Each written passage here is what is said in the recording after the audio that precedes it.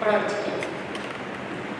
കരുണമറിയുകയും സത്യപിതാവേ, ഒരു മാസത്തിൻ്റെ ആദ്യ കർത്തൃ ദിവസം തിരുസന്നിധിയിലായിരിക്കുവാനായിട്ട് ഞങ്ങൾക്ക് തന്ന ആരോഗ്യത്തിനായിട്ട് ആവശ്യബോധത്തിനായിട്ട് സ്വന്തം കരയിച്ചുകൊള്ളു.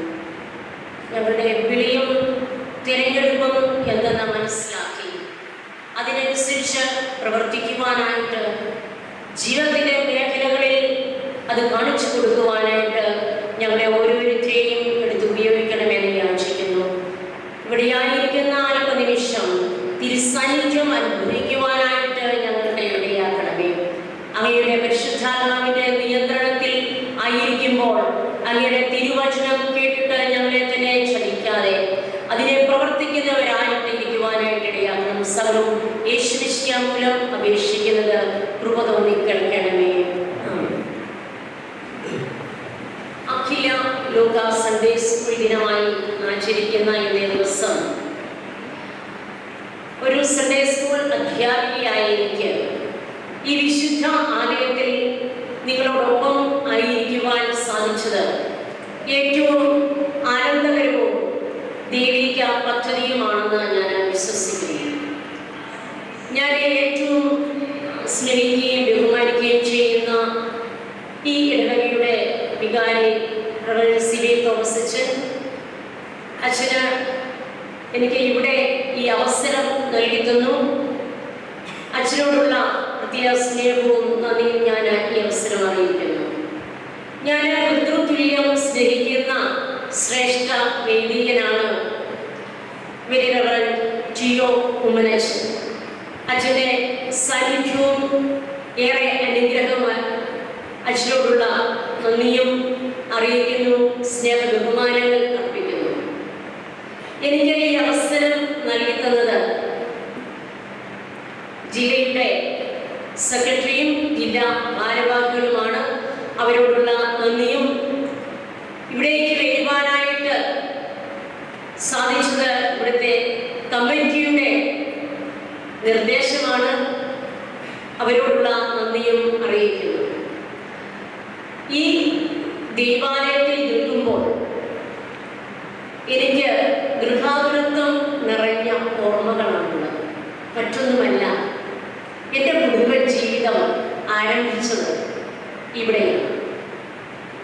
30-ൽ പരം വർഷങ്ങൾക്ക് മുമ്പ് ഇവിടെ നിന്ന് ആരംഭിച്ച ആ കുടുംബ ജീവിതം മാത്രമല്ല 2003-2006 കാലഘട്ടത്തിൽ ഇവിടുത്തെ സൺഡേ സ്കൂളുമായിട്ട് ബന്ധപ്പെട്ട് നിൽക്കുവാനായിട്ട് ഇടയായി. അത് മറ്റൊന്നുമല്ല, എൻ്റെ മകൻ ഇവിടെയാണ് ആ കാലഘട്ടത്തിൽ സൺഡേ സ്കൂൾ വിദ്യാഭ്യാസം നടത്തിയത്. അന്നത്തെ സാഹചര്യത്തിൽ അച്ഛൻ CSSM-ന്റെ ജനറൽ സെക്രട്ടറിയായിട്ട് പ്രവർത്തിക്കുന്ന കാലഘട്ടത്തിൽ മിനി ജോൺ ടീച്ചറിൻ്റെ ഒരു കരുതലും കൈത്താങ്ങലും ഉള്ളത് കൊണ്ടാണ് ആ ഒരു സമയത്ത് എനിക്ക് മകനെ ഇവിടേക്ക് സൺഡേ സ്കൂൾ വിദ്യാഭ്യാസത്തിന് വേണ്ടി വിടുവാനായിട്ട് സാധിച്ചത്. അങ്ങനെ നല്ല ഓർമ്മകൾ ഉണർത്തുന്ന ഒരു കർത്തൃ ദിവസമാണ് ഇത്. ബാലൻ തൻ്റെ നടപ്പിനെ നിർമ്മലമാക്കുന്നത് അങ്ങനെ തൻ്റെ വചനപ്രകാരം അതിനെ സൂക്ഷിക്കുന്നതിനാൽ തന്നെ. മൂല്യച്യുതി നേരിടുന്ന ഈ ഒരു കാലഘട്ടത്തിൽ കലർപ്പില്ലാത്ത സുവിശേഷ മൂല്യങ്ങൾ പകരുക എന്നത് വെല്ലുവിളി നിറഞ്ഞ ഒരു കാര്യമാണ്. ആർട്ടിഫിഷ്യൽ ഇന്റലിജൻസിന്റെ ഒരു യുഗത്തിലാണ് നമ്മുടെ കുഞ്ഞുങ്ങളൊക്കെയും വളർന്നു വരുന്നത്. അതിൽ വേരൂന്നിയ ഒരു ജീവിത ക്രമത്തിലൂടെ ലോകം അതിവേഗം ഓടുകയാണ്. ഇവിടെയാണ് നമ്മുടെ സൺഡേ സ്കൂളിന്റെ പ്രസക്തി. ജീവന്റെ വചനം മാത്രമാണ് നിലനിൽക്കുന്നതെന്ന് ആ ഒരു പരമാർത്ഥം നമ്മുടെ കുഞ്ഞുങ്ങളിൽ രൂഢമൂലമാക്കുവാനായിട്ട് സൺഡേ സ്കൂളിൽ കൂടി മാത്രമേ സാധിക്കുകയുള്ളൂ. എന്നെ ഞാനാക്കിയത് എൻ്റെ സൺഡേ സ്കൂൾ വിദ്യാഭ്യാസമാണ്. യുദ്ധത്തിലും ഉയർന്നും ഒക്കെ പ്രവർത്തിച്ചുവെങ്കിലും ഇന്നും പ്രതിസന്ധികളെ നേരിടുവാനായിട്ട്, പ്രശ്നങ്ങളെ അഭിമുഖീകരിക്കുവാനായിട്ടുള്ള ഒരു ധൈര്യവും പ്രചോദനവും എല്ലാം ലഭിച്ചത് എൻ്റെ സൺഡേ സ്കൂളിൽ കൂടിയാണ് എന്ന് ധൈര്യപൂർവ്വം എനിക്ക് പറയുവാനായിട്ട് സാധിക്കും.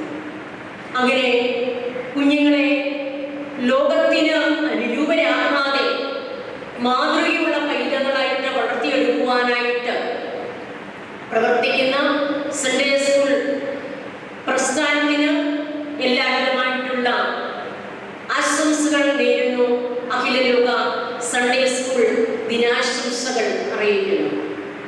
നമുക്ക് ഏവർക്കും അറിവുള്ളതുപോലെ ഇംഗ്ലണ്ടിലെ വിപ്ലവകരമായിട്ടുള്ള ഒരു കാലഘട്ടത്തിൽ, വ്യവസായ വിപ്ലവം നടന്നുകൊണ്ടിരുന്ന സമയത്ത് റോബർട്ട് റീഡ്സ് എന്ന ക്രിസ്തീയ മനുഷ്യനെ ഉരുത്തിരിഞ്ഞ ആശയമാണ് Sunday school.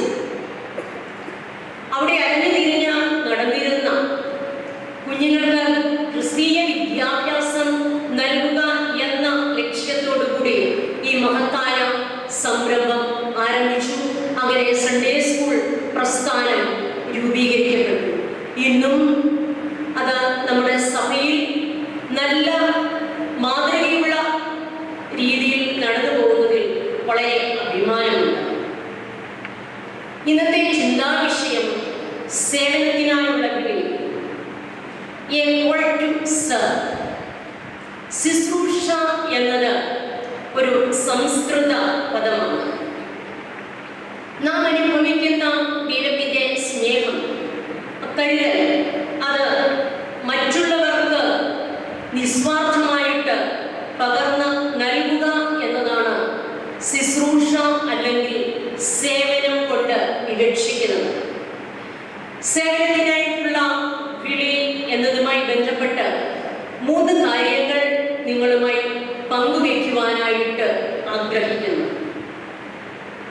Identify the voice of our call. നമ്മുടെ വിളിയുടെ ശബ്ദം തിരിച്ചറിയുക.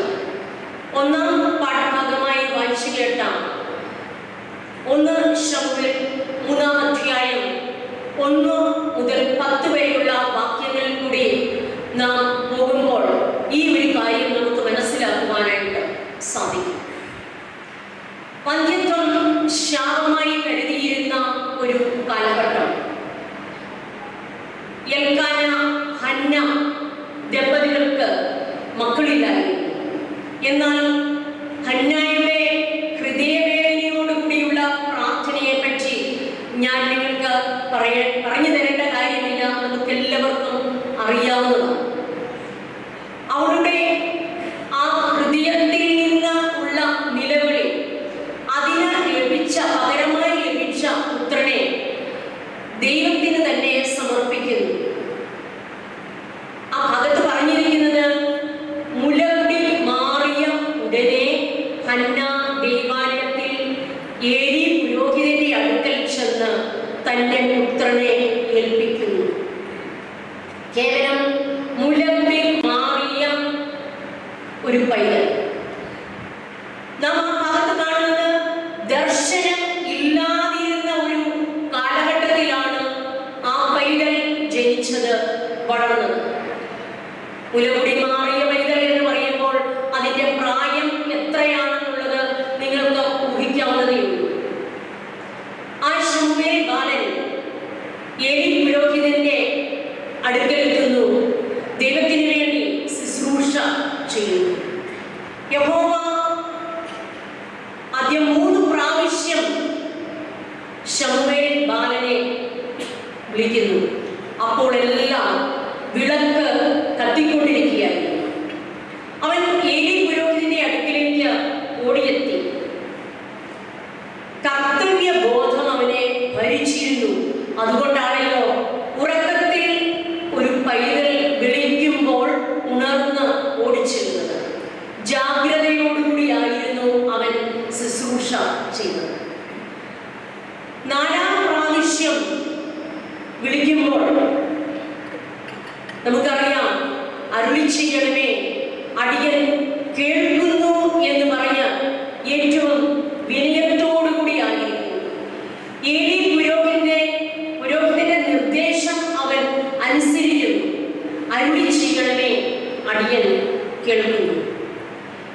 ദൈവവിളി ശമൂവേലിന് ലഭിക്കും മുൻപ് തന്നെ ആ പൈതലിനെ ആ ഒരു രീതിയിൽ രൂപപ്പെടുത്തിയെടുക്കുവാനായിട്ട് ഹന്നയ്ക്ക് സാധിച്ചിരുന്നു.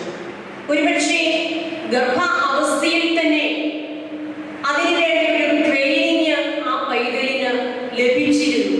അല്ലെങ്കിൽ ഒരിക്കലും ഈ ഒരു ചെറിയ ബാലൻ ഒരു വിളി കേൾക്കുമ്പോൾ ഉറക്കത്തിൽ നിന്ന് എഴുന്നേറ്റ് ഓടിച്ചെല്ലുകയില്ലായിരുന്നു.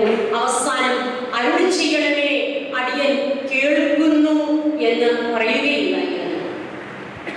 ആ ഒരു ദർശനത്തോടു കൂടിയായിരുന്നു ഹന്നായും എൽക്കനയും മകനെ പഠിപ്പിച്ചത്.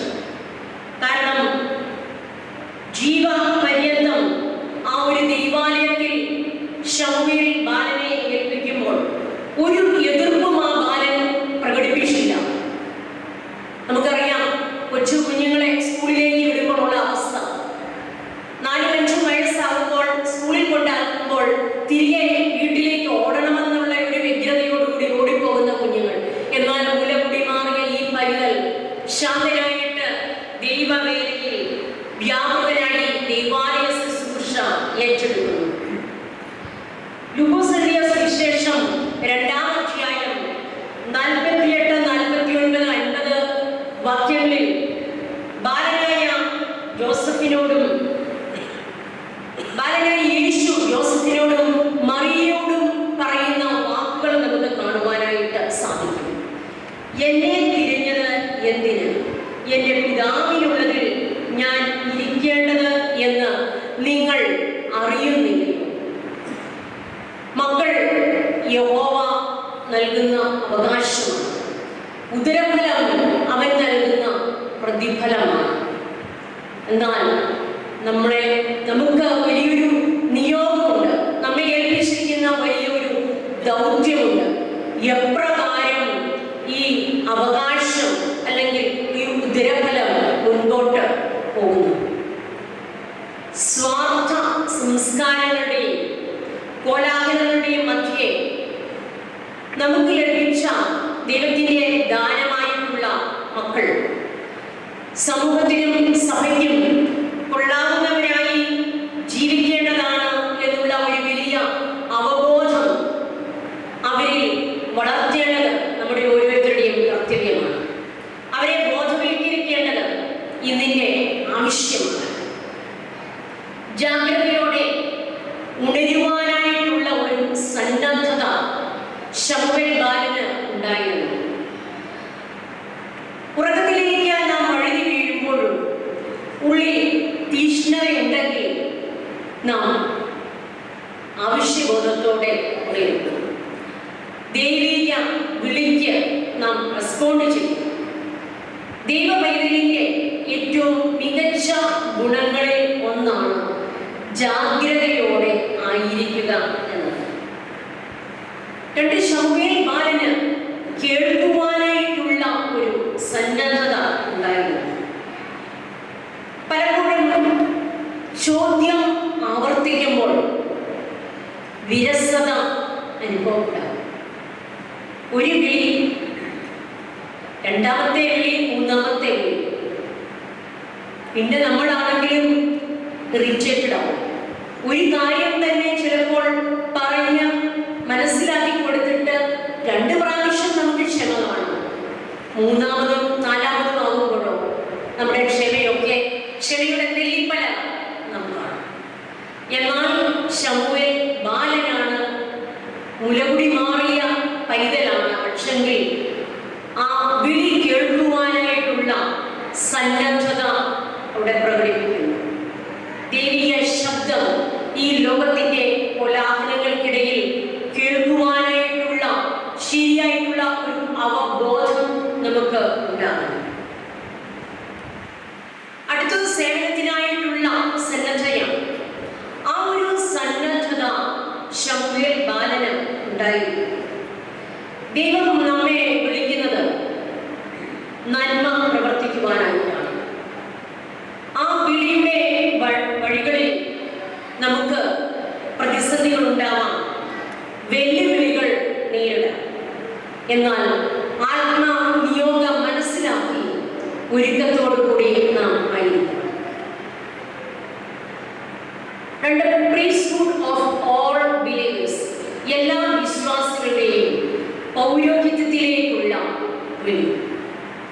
രണ്ടാം പാഠമായി വായിച്ചു കേട്ട 1 പത്രോസ് 2-ാം അധ്യായം 1 മുതൽ 10 വരെയുള്ള വാക്യങ്ങൾ. ഇസ്രായേൽ ജനം വിളിച്ച് വേർതിരിക്കപ്പെട്ട പുരോഹിത രാജ്യത്വവും വിശുദ്ധ ജനവും ആണ്. പഴയ നിയമത്തിൽ പുരോഹിതൻ എന്ന് പറയുന്നത് ദൈവത്തിനും ജനങ്ങൾക്കും മധ്യേയുള്ള മധ്യസ്ഥൻ, ഒരു മീഡിയേറ്ററായിട്ടാണ് അവിടെ പ്രവർത്തിച്ചത്. പുരോഹിതൻ യാഗം കഴിക്കുകയും അതുപോലെ ദൈവത്തിൽ നിന്ന് ലഭിക്കുന്ന നിർദ്ദേശങ്ങൾ ജനങ്ങളെ അറിയിക്കുകയും ചെയ്തു. എന്നാൽ പുതിയ നിയമത്തിൽ മധ്യസ്ഥ പൗരോഹിത്യം ഇല്ല. പുരോഹിതൻ കേവലം ഒരു പ്രതിനിധി മാത്രമാണ്. നമുക്കറിയാം, നമ്മുടെ ശുശ്രൂഷയിൽ പുരോഹിതൻ ജനങ്ങളുടെ മധ്യത്തിൽ നിന്നും വന്ന് ശുശ്രൂഷ അർപ്പിച്ചിട്ട് ജനങ്ങളുടെ മധ്യത്തിലേക്ക് തന്നെ തിരികെ പോകുന്നു. ആ ഒരു മധ്യസ്ഥത ആണ് പുതിയ നിയമ കാലഘട്ടത്തിൽ നിലനിൽക്കുന്നത്. 1 തിമോഥെയോസ് 2-ാം അധ്യായം 5-6 വാക്യങ്ങൾ. ദൈവം ഒരുവനല്ലോ, ദൈവത്തിനും മനുഷ്യർക്കും മധ്യസ്ഥനും ഒരുവൻ, എല്ലാവർക്കും വേണ്ടി മറുവിലയായി തന്നെത്താൻ കൊടുത്ത മനുഷ്യനായ ക്രിസ്തു യേശു തന്നെ. ക്രിസ്തു മാത്രമാണ് ഏക മധ്യസ്ഥനായിട്ട് നമുക്കുള്ളത്. 12 ഗോത്രങ്ങളിൽ ലേവി ഗോത്രത്തിനായിരുന്നു പുരോഹിത ശുശ്രൂഷ നിർവഹിക്കുവാനായിട്ടുള്ള അനുമതി ലഭിച്ചിരുന്നത്. ആ പൗരോഹിത്യ ശുശ്രൂഷ ചെയ്യുമ്പോൾ അണിയുന്ന ഒരു സ്ഥാന വസ്ത്രമുണ്ട്. ആ സ്ഥാനവസ്ത്രം അടുത്ത തലമുറയ്ക്ക് കൈമാറും. ലേവ്യപുസ്തകം 21:10 പ്രകാരം പറയുന്നു, അതിനാൽ പുരോഹിതൻ വസ്ത്രം വലിച്ച് കീറരുത്. അതിനാൽ പുരോഹിതൻ വസ്ത്രം വലിച്ച് കീറരുത്. ഇത് അടുത്ത തലമുറയ്ക്ക് കൈമാറുവാനായിട്ടുള്ളതാണ്. ക്രൂശുമരണത്തിന് മുൻപായിട്ട് നീ ദൈവപുത്രനോ എന്ന മഹാപുരോഹിതന്റെ ചോദ്യത്തിന് മുൻപിൽ അതേ എന്ന് യേശു ഉത്തരം പറയുന്നു. അപ്പോൾ മഹാപുരോഹിതൻ ചെയ്തത് എന്താണ്? വസ്ത്രം വലിച്ചു. മർക്കോസ് 14-ാം അധ്യായം 63-ാം വാക്യം അത് വ്യക്തമാക്കുന്നു. അങ്ങനെ യേശുക്രിസ്തുവിന്റെ മരണത്തിലൂടെ എല്ലാവർക്കും പൗരോഹിത്യം നൽകി തന്നിരിക്കുകയാണ്. നാം എല്ലാവരും പുരോഹിതന്മാരാണ്. അങ്ങനെ പൗരോഹിത്യം ഉദാരമാക്കി തന്നിരിക്കുന്നു. വെളിപ്പാട് പുസ്തകം 1-ാം അധ്യായം 6-ാം വാക്യം അത് അടിവരയിടുകയാണ്. എല്ലാവരെയും രാജാക്കന്മാരും പുരോഹിതന്മാരുമാക്കി വെച്ചിരിക്കുന്നു.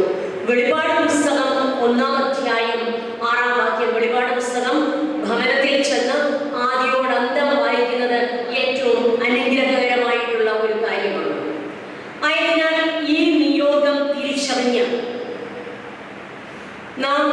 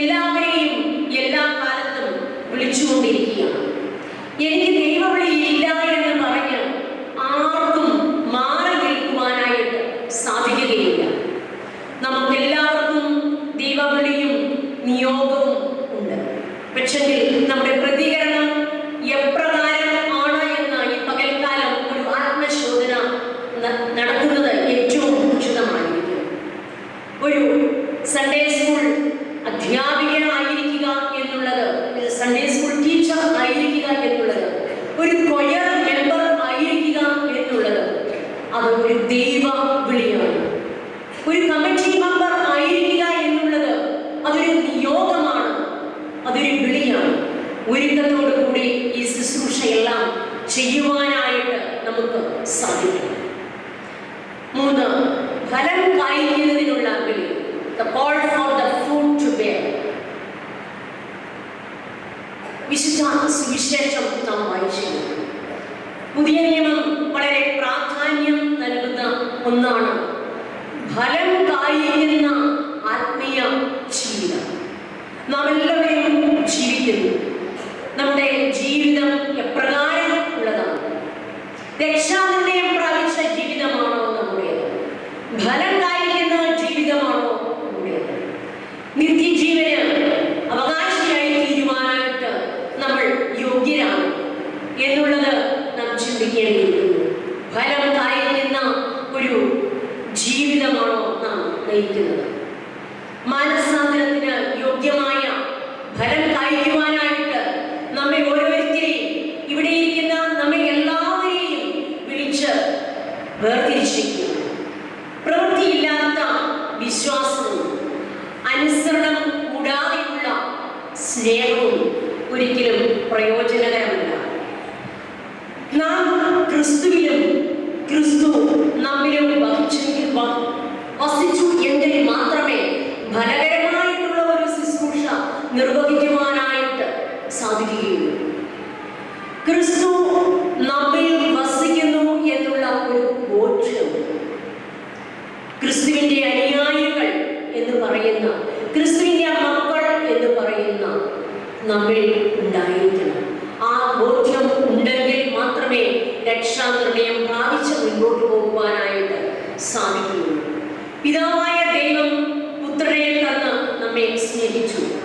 ആ സ്നേഹം അനുഭവിക്കുന്ന നാം അത് മറ്റുള്ളവരിലേക്ക് പകർന്ന് കൊടുക്കുവാനായിട്ട് നമ്മുടെ ജീവിതത്തെ എടുത്ത് ഉപയോഗിക്കണം. ആ ദൈവസ്നേഹം നിത്യമാണ്, അനന്തമാണ്. ഈ ലൗകികപരമായിട്ടുള്ള സ്നേഹത്തിന് ഒരു പ്രത്യേകതയുണ്ട്. അതിന് ആദ്യമുണ്ട്, അവസാനമുണ്ട്. ഒന്ന് വേണ്ടിയില്ലെങ്കിൽ, ഒരു ഫോൺ കോൾ അറ്റൻഡ് ചെയ്തില്ലെങ്കിൽ അവിടെ തീരും എല്ലാ സ്നേഹബന്ധവും. നമ്മൾ ഒരു കാര്യം പറഞ്ഞിട്ട് അത് കേട്ടില്ല എങ്കിൽ, അല്ല എങ്കിൽ പള്ളിയിൽ നിന്ന് ഇറങ്ങിക്കഴിയുമ്പോഴൊന്ന് സംസാരിച്ചില്ല എങ്കിൽ അവിടെ തീരും എല്ലാ സ്നേഹബന്ധവും. എന്നാൽ ക്രിസ്തുവിൻ്റെ സ്നേഹം നിത്യമാണ്, അനന്തമാണ്. ദൈവവിളിയോടും ദൈവ ശബ്ദത്തോടും പ്രതികരിച്ച് നല്ല ഒരു സമൂഹം കെട്ടിപ്പടുക്കുവാനായിട്ട് നമുക്ക് സാധിക്കണം. ടൈംസ് ഓഫ് ഇന്ത്യയുടെ പ്രതിദിന സപ്ലിമെന്റായ പൂനെ ടൈംസിന്റെ പത്രാധിപരായിരുന്ന ബിഷപ്പ് ഘോഷ് മഹാരാഷ്ട്രയിൽ ഒരു ഭൂകമ്പം ഉണ്ടായപ്പോൾ അവിടുത്തെ ജനങ്ങളെല്ലാം നശിച്ചു, മരണപ്പെട്ടു. എന്നാൽ അവിടെ നിന്നും രക്ഷപ്പെട്ട നിധിൻ എന്ന് പറയുന്ന ഒരു പൈതലിനെ അദ്ദേഹം ഏറ്റെടുത്ത് വളർത്തി. ആ പൈതലിന് വേണ്ട വിദ്യാഭ്യാസം നൽകി. അങ്ങനെ വിദ്യാഭ്യാസം നൽകുമ്പോൾ അദ്ദേഹം മനസ്സിലാക്കിയ ഒരു കാര്യം, വളരെ തീഷ്ണതയോടുകൂടി രാത്രി 12 മണി വരെയൊക്കെ ഇരുന്ന് പഠിക്കുന്ന നിധിൻ എന്ന പേര്. അവന്റെ ആഗ്രഹം ഒരു അഡ്വക്കേറ്റ് ആവുക എന്നതായിരുന്നു. അതിന് അനുസൃതമായിട്ടുള്ള പഠനം തുടർന്നു. അവന്റെ പഠനം അവൻ ദീർഘിപ്പിച്ചു, 2 മണി വരെയാക്കി. ഒരിക്കൽ ബിഷപ്പ് ഘോഷ് ഓഫീസിൽ നിന്ന് വന്നപ്പോൾ തന്റെ ഡ്രസ്സും ലഗേജും ഒക്കെ എല്ലാം പാക്ക് ചെയ്ത് ഇറങ്ങുവാനായിട്ട് തുടങ്ങുന്ന, ഭവനത്തിൽ നിന്നും പോകുവാനായിട്ട് തുടങ്ങുന്ന നിധിനെയാണ് കാണുന്നത്. എന്തുപറ്റി എന്ന് അന്വേഷിച്ചപ്പോൾ എന്റെ ഗ്രാമത്തിലുള്ള എല്ലാ പൈതങ്ങൾക്കും വിദ്യാഭ്യാസം, ശബ്ദം തിരിച്ചറിഞ്ഞു, നല്ല ഫലം കായ്ക്കുന്നവരായി വിശ്വാസികളെ പൗരോഹിത്യത്തിലേക്ക് നയിക്കുന്നവരായിട്ട് തീരുവാൻ നമുക്ക് ഓരോരുത്തർക്കും സാധിക്കണം. അതിന്